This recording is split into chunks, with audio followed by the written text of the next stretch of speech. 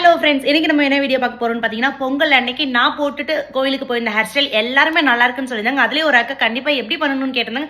So அவங்களுக்கு அனுப்புறோம், உங்களுக்கும் சேர்த்து ஷேர் பண்ணிக்கலாங்கிறதுக்காக தான் இந்த வீடியோ. அந்த ஹேர் ஸ்டைலுக்கு நான் என்ன பண்ணேன்னு பார்த்தீங்கன்னா, நான் எப்பவும் சொல்ற மாதிரி தலையை நல்லா கீழே கோம் பண்ணிட்டு நான் சென்டர் செக்ஷன் எடுத்திருந்தேங்க. நான் சுடிதார் போட்டிருந்தேன், ரொம்ப நாள் கழிச்சு எனக்கு சென்டர் செக்ஷன் எடுக்கணும்னு ஆசை இருந்துச்சு. ஸோ சென்டர் செக்ஷன் தான் எடுத்திருந்தேன். அந்த மாதிரி இயர் டு இயர் எடுத்து ஒரு செக்ஷன் எடுத்துட்டு மற்றதெல்லாமே பின்னாடி போட்டு இது கோம் பண்ணிட்டு சின்னதாக எடுத்துக்கோங்க. இந்த ஹேர் ஸ்டைல் வந்து நீங்கள் கொஞ்சம் கொஞ்சமாக எடுக்கிறது எடுக்கலாம், நிறைய எடுக்கிறது எடுக்கலாம். எனக்கு கொஞ்சம் கொஞ்சமாக எடுத்தால் ரொம்ப பிடிக்கும். ஸோ அதனால் இப்படி நான் சென்டராக எடுத்துகிட்டு கொஞ்சமாக எடுத்துகிட்டு இப்படி ரெண்டு பார்ட்டிஷனாக பிரிச்சுக்கிட்டேன். ஸோ ரெண்டு பார்ட்டிஷனாக பிரிச்சுட்டு இது நீங்கள் ஒரு ட்விஸ்ட் பண்ணிக்கோங்க. 1 to 2 ட்விஸ்ட் கூட பண்ணிக்கோங்க, ஒன்றும் பிரச்சனை கிடையாது. பண்ணிவிட்டு இந்த இடத்துல கொஞ்சமாக எடுங்க. கொஞ்சமாக எடுத்தீங்கன்னா லேயர்ஸ் ரொம்ப அழகாக தெரியும். ஸோ பின்ன வேண்டாம், நீங்கள் வெறும் ஜஸ்ட் ட்விஸ்ட் மட்டும் பண்ணால் போதும், பின்னணுங்கிற அவசியம் கிடையாது. ஸோ இந்த மாதிரி ரொம்ப கொஞ்சம் முடியாக எடுத்து நல்லாவே அழகாக ட்விஸ்ட் பண்ணிக்கோங்க. ட்விஸ்ட் பண்ணும்போது நீங்கள் இப்படி பின்னாடி கொண்டு போனால் எந்த அளவுக்கு இருக்குன்னு பார்த்துக்கோங்க. ரொம்ப லூஸாகவும் பண்ணாதீங்க, ரொம்ப டைட்டாகவும் பண்ணாதீங்க. இப்படி நீங்கள் பின்னாடி கொண்டு போகும்போது அது ஈவனாக இருக்கிறதுக்கு ஏற்ற மாதிரி பண்ணிக்கோங்க.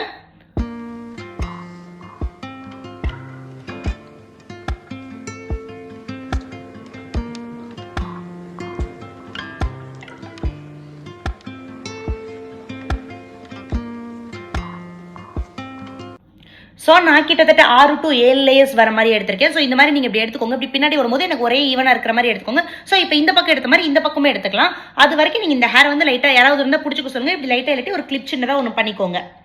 இப்போ இந்த சைடு நம்ம எடுத்துக்கலாம்.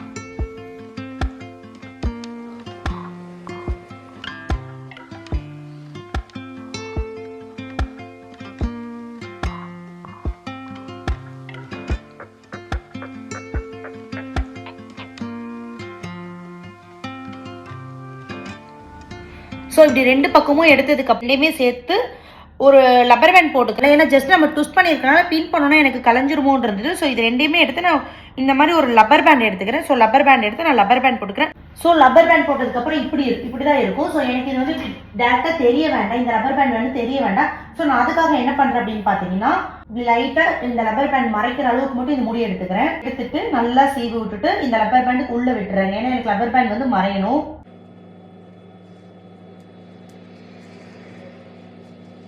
ஸோ நான் எப்படி போடும்போது வந்து எனக்கு லப்பர் பேண்ட் மறைஞ்சிரும். ஸோ இதுக்கே நம்ம லப்பர் பேண்ட் போடுறோம் அப்படின்னு பார்த்தீங்கன்னா இந்த பின்னல் தெரியக்கூடாது. அதே டைமில் வந்து நம்ம எப்போ எடுக்கிற மாதிரி எடுத்துட்டு கீழே பின் பண்ணோம் அப்படின்னா என்ன ஆகும்னா, இது ஜஸ்ட் ட்விஸ்டட் மட்டும்தான். ஸோ அதனால் கலையிறதுக்கு நிறைய வாய்ப்பு இருக்குது. நீங்கள் போட்டதுக்கப்புறம் மேபி உங்களுக்கு லப்பர் பேண்ட் லூஸாக இருக்க ஃபீல் வந்து லைட்டாக டைட் பண்ணிக்கோங்க. ஸோ நான் இப்படி தாங்க என்னோட சுடிதாருக்கு ஏற்ற மாதிரி ஹேர் ஸ்டைல் பண்ணியிருந்தேன். இந்த ஹேர் ஸ்டைல் உங்களுக்கு பிடிச்சிருந்துச்சு, என்ன லைக் பண்ணுங்க, கமெண்ட் பண்ணுங்க, ஷேர் பண்ணுங்க friends. Bye bye, see you next video.